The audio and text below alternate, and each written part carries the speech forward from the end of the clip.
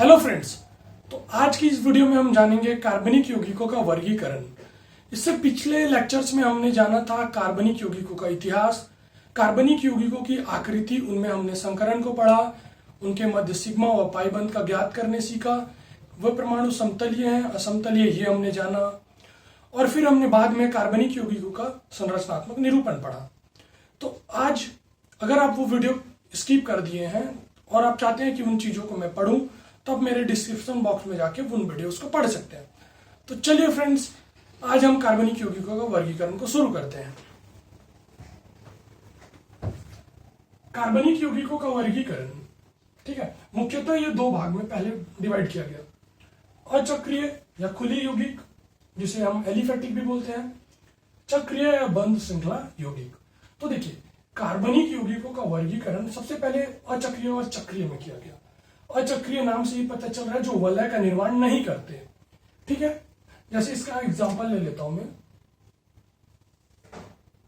Friends, ये hexane है, meth eth pro but pent hex.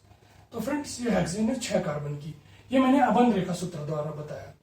अगर ये आपने निरूपण नहीं पढ़ा है तो आप नीचे डिस्क्रिप्शन में जाके निरूपण पढ़ सकते हैं। तो ये क्या हो गया फ्रेंड्स, हेक्सेन। ये खुली संरचना है, मतलब क्या, ये कौन सी कार्बनिक यौगिक होगी, अचक्रीय कार्बनिक यौगिक। या फिर मैं इसका एक और एग्जांपल ले लेता हूं, ठीक है।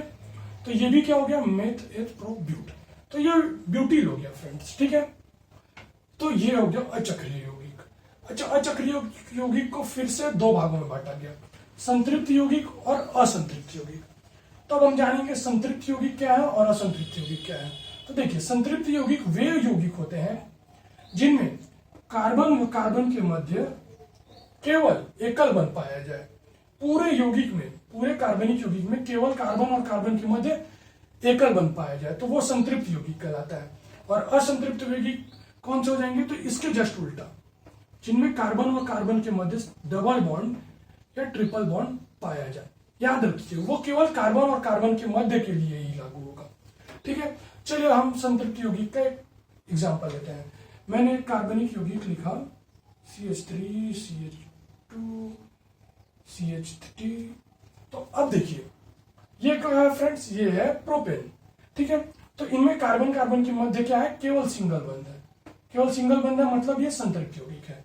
चलिए एक और एग्जांपल लेता हूं मैं, CH3 CH CH2 CH3। मैंने क्या किया,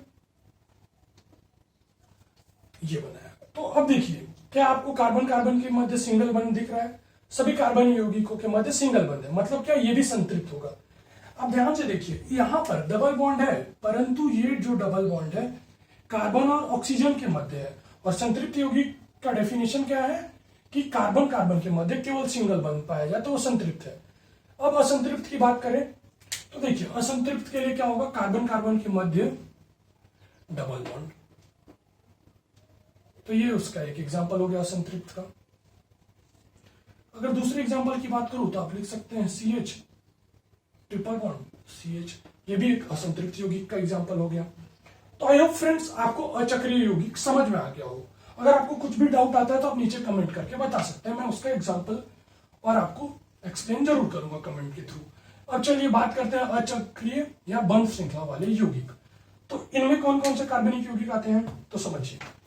अचक्रीय बंध श्रृंखला यौगिक, नाम से ही पता चल रहा है कि ये चक्रीय या वलय का निर्माण करेंगे।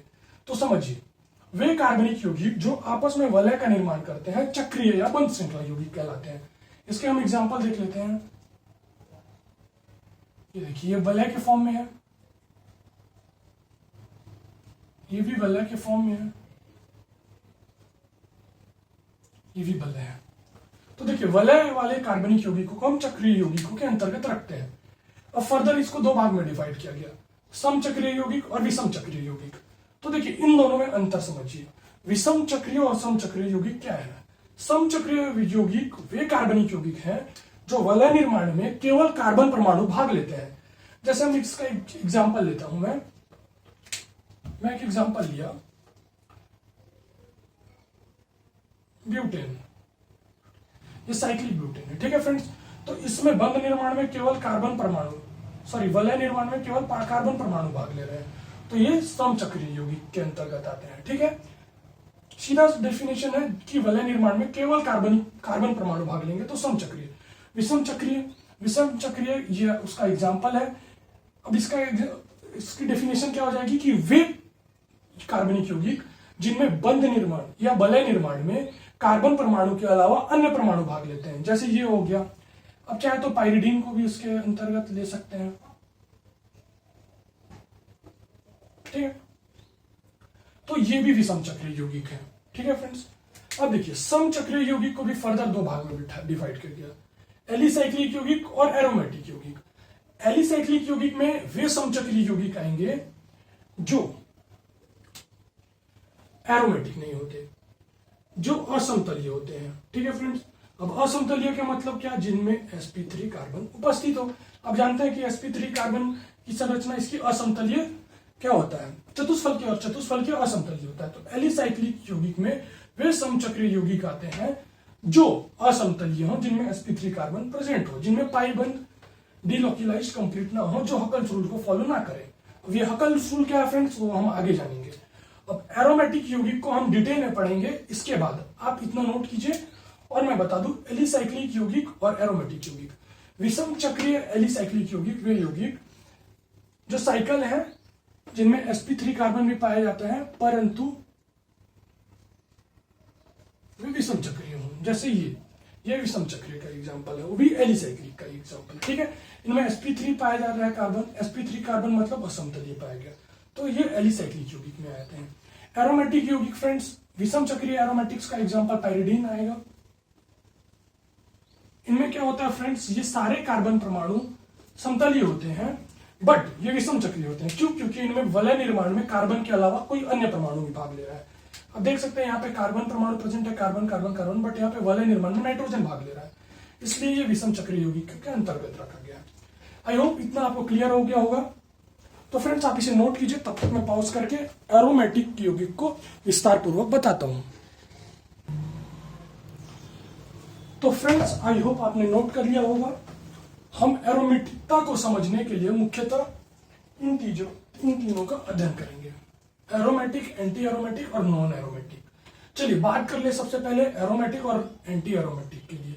तो इन दोनों को समझने के लिए, या हम कैसे पहचानेंगे कि ये कार्बनिक यौगिक एरोमेटिक है या एंटी एरोमेटिक है, तो उसके लिए ये दोनों मुख्यतः HP-CD को फॉलो करते हैं।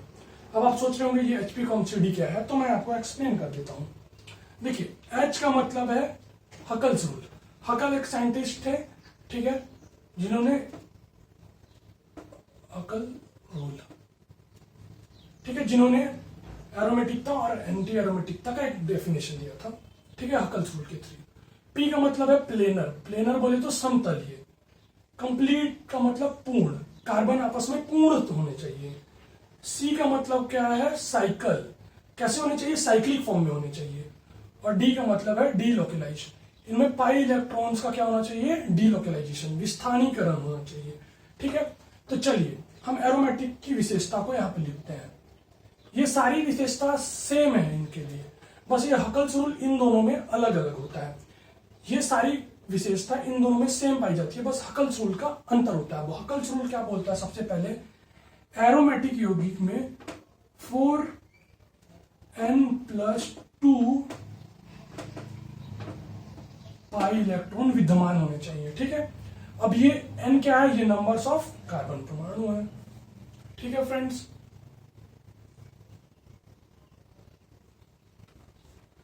एंटी एरोमेटिक में, तो एंटी एरोमेटिक में इसके लिए इन्होंने अलग बताया, 4n पाई इलेक्ट्रॉन्स को फॉलो करने चाहिए। सॉरी, यहाँ पे n नंबर्स ऑफ कार्बन परमाणु नहीं है, n के गुणज होने चाहिए। n नेचुरल नंबर है, यहाँ पे n 1 2 3 4 हो सकता है। तो अगर n नेचुरल नंबर है, n की वैल्यू अगर मैं 1 2 3 ऐसा रखता हूं, तो मेरे को नंबर्स ऑफ पाई इलेक्ट्रॉन कितने मिलेंगे, नंबर्स ऑफ पाई इलेक्ट्रॉन मेरे को मिलेगा 6। अगर हम n की वैल्यू 1 रख दूं, तो n की वैल्यू 2 रख दूं तो 10 पाई इलेक्ट्रॉन्स। ठीक है, फिर क्या मिलेंगे, 14 मिलेंगे मेरे को अगर n की वैल्यू 3 रख दूं। इस प्रकार पाई इलेक्ट्रॉन्स मिलेंगे। ठीक है फ्रेंड्स, और इसमें अगर n की वैल्यू सेम अगर रखता जाऊं मैं, तो मेरे को 4 की मल्टीप्लाई में मिलेंगे। n की value 1 2 dash dash dash n natural number है। तो कितने मिलेंगे पाई इलेक्ट्रॉन्स फ्रेंड्स हमको? 4 4 8 12 ऐसे 4 की मल्टीप्लाई में मिलेंगे। ठीक है, अब देखिए ये पाई इलेक्ट्रॉन्स आप कैसे काउंट करिएगा, तो ये मैंने आपको बता चुका है कि पाई इलेक्ट्रॉन्स कौन से होते हैं। ये मैंने लेक्चर नंबर 2 में बताया था, अगर आपने नहीं देखा होगा तो देख लीजिए। तो पाई इलेक्ट्रॉन्स इसके अकॉर्डिंग हकल्स रूल के अकॉर्डिंग होने चाहिए। ठीक है, अब बात करते हैं प्लेनर। प्लेनर का मतलब क्या? सारे कार्बन sp2 होने चाहिए। ठीक है, समतलीय होते हैं। ठीक है, कंप्लीट का मतलब कंप्लीट उनके ऑर्बिट्स होने चाहिए, अष्टक कार्बन कंप्लीट करना चाहिए। सी का मतलब साइकिल, साइकिल साइकिल के फॉर्म में होने चाहिए, जैसे मैंने आपको बता चुका है ये। ठीक है, आप इसका बेंजीन के एग्जांपल के थ्रू हम इन सारी चीजों को समझते हैं। देखिए बेंजीन में नंबर्स ऑफ पाई इलेक्ट्रॉन कितने हैं आप काउंट कीजिए। एक पाई बॉन्ड में कितने इलेक्ट्रॉन्स? 2 इलेक्ट्रॉन्स। तो नंबर्स ऑफ कितने हो जाएंगे? 3 बॉन्ड्स हैं, 3 पाई बॉन्ड्स हैं। ठीक है, 3 पाई बॉन्ड, तो नंबर्स ऑफ इलेक्ट्रॉन कितने? 6 इलेक्ट्रॉन। तो क्या ये एरोमेटिक है? तो एरोमेटिक होगा। देखिए ये 6 है। ठीक है, इसका एक और एग्जांपल ले लेते हैं अपन, ये जो विषम चक्रीय है।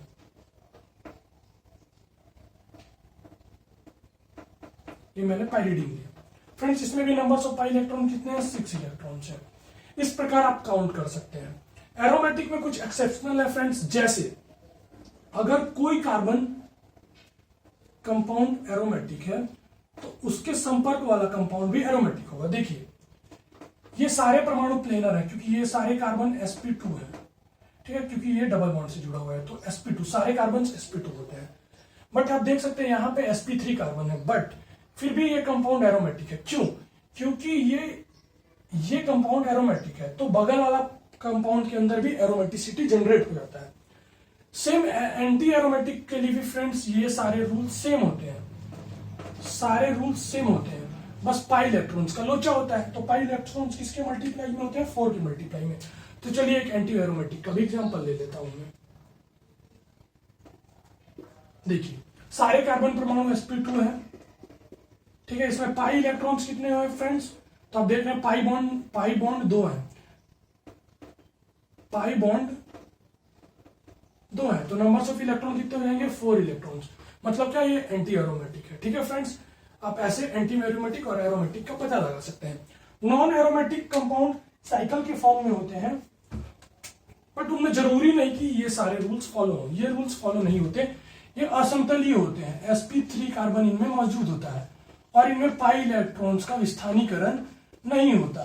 ठीक है फ्रेंड्स, इनमें विस्थानीकरण होता है। आप विस्थानीकरण कैसे समझिएगा तो ये मैं अगले लेक्चर में बताऊंगा। तो आई होप फ्रेंड्स आपको aromatic, non aromatic, anti aromatic और कार्बनिक यौगिकों का वर्गीकरण समझ में आया हो। अगर आपको कुछ भी डाउट आता है तो नीचे आप कमेंट करें, मैं उस पर रिप्लाई जरूर दूंगा। तो मिलते हैं अगले वीडियो में। Thank you friends.